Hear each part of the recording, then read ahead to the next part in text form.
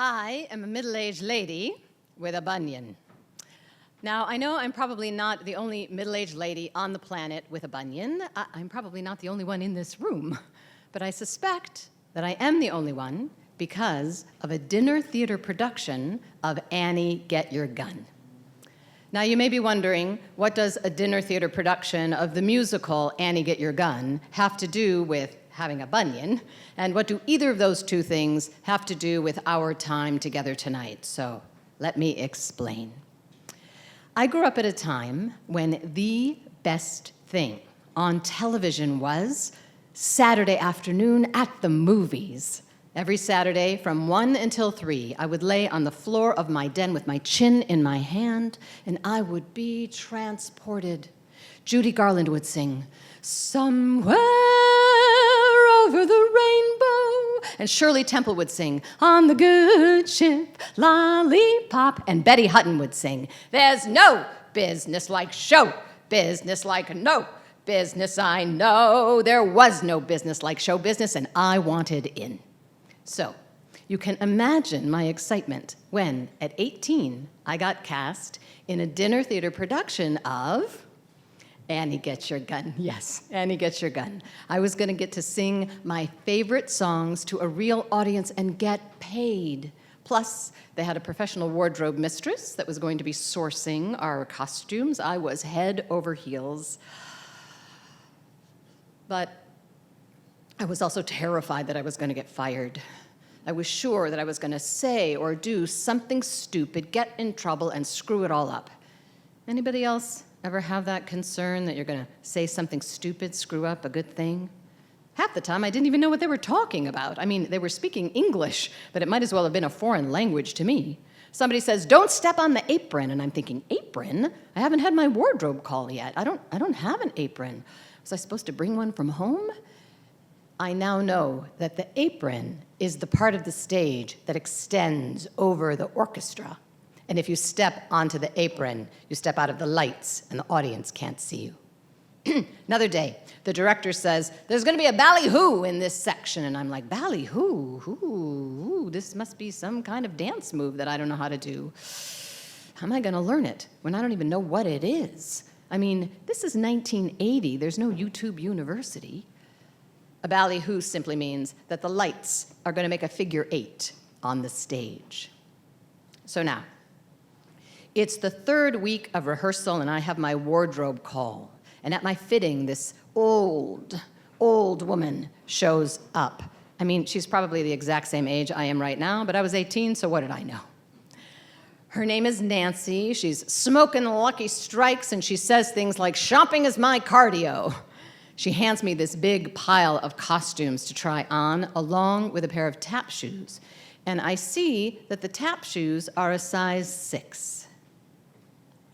I wear a 6.5. But I'm afraid if I make a fuss, I'm going to get fired. And then this lyric starts playing over and over in my mind. There's no people like show people, they smile when you are low. And I think, Carol, you are a show person now. Time to smile. So I smile, and I don't say anything about the tap shoes.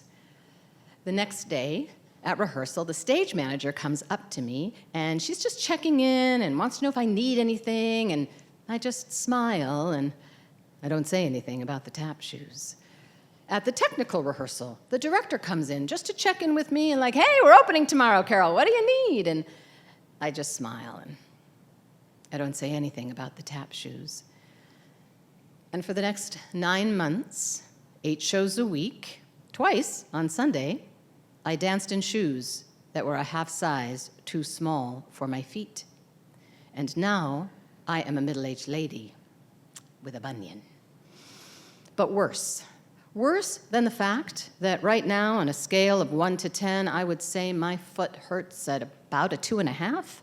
Worse than that, when I went to show up and audition for their next musical, Oklahoma, the director pulls me aside. "Carol, we're not going to be using you for the next show." "Why?" Well, I watched you performing for 9 months, and you never looked like you were having any fun up there. In fact, it often looked like you were in pain. And he was right. I was. But I hadn't said anything. Fast forward a few years, I am sitting in a makeup chair about to shoot a scene with Jane Krakowski. Some of you may know her from 30 Rock or the Unbreakable Kimmy Schmidt. And as I'm sitting there, Jean, the makeup lady, she notices that I have been fitted with 3-inch heels. And she says, "Are you in the post office scene?" And I nod. And then she calls over her shoulder to the wardrobe mistress, "Margaret, you've got this poor woman wearing 3-inch stilettos in the post office scene." Jane and I will be standing in line in front of a post office when we shoot our scene, which means that we're going to be on our feet for about 10 hours today. And Margaret says, "Well, why didn't she say something?" And the next thing I know, she's handing me a pair of very comfy sneakers. And then Jean says, "You know, kiddo, if you don't learn to speak up for yourself, you're going to be crippled by the time you're 40. Not only that, you're going to ruin your career. What kind of shape do you think you're going to be in after standing in those heels all day to shoot your scene?" And just like that, I understood that by not speaking up about the stilettos or the tap shoes, that I had actually undermined my ability to perform at the level of excellence that I had been hired for in the first place. And I knew that if my 18-year-old self had known that, I would have had a lot more fun during Annie Get Your Gun, and I might have even had a shot at Oklahoma. Years later, I get cast in a television series called Rockabye Bubble. I play the mother to 2 precocious little kids, Evan, age 5, and Alexandra, age 8. Now, the thing to know about shooting a television show with children is that they grow. One day, about halfway through shooting the series, I noticed that Alexandra is fussing with her shoes. She keeps taking them off in between takes. So I go over and I'm like, "Hey, kiddo, what's up with the bare feet?" And she looks around and she whispers, "I don't know what happened. My shoes are too tight." And I say, "Well, let's go tell Bernice." Bernice is the producer and the director. And she goes, "No, I don't want to get in trouble." And I go, okay, Alexandra, let's say that you keep wearing those shoes. Won't your feet hurt?" She nods, and then I say, "And if your feet hurt, won't you have a hard time doing a good job?" And I see the light bulb go off. She goes, "Oh, it'll look like I'm in pain. It won't look like I'm having any fun." And I go, "That's right."